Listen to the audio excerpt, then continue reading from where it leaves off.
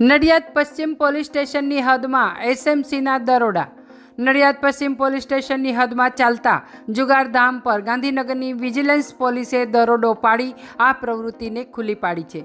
નડિયાદ પીજ ચોકડીએ આવેલા આશિયાના પાર્ટી પ્લોટની પાછળના રહીશ મહિડાના ખેતરમાં ચાલતું હતું મોટા પાયે જુગારધામ।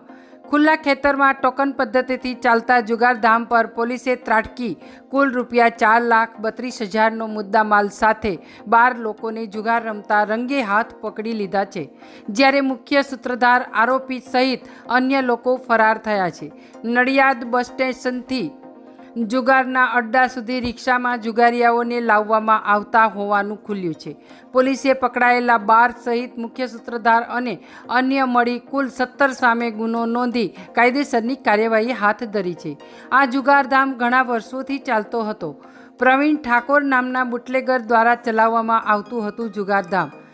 એસએમસીએ દરોડા પાડી 1,30,000 રોકડા રૂપિયા કબજે કર્યા। 4,32,000 ટોટલ મુદ્દામાલ કબજે કર્યો છે। એસએમસીએ રેડ કરતા 12 જુગારીયાઓને દબોચ્યા છે। મેઇન બુટલેગાર પ્રવીણ ઠાકોર અને તેનો પુત્ર મિત ઠાકોર અને રહીશ મહિડા ફરાર થયા છે। અહેવાલ સંજય ચુનારા, નડિયાદ, ખેડા।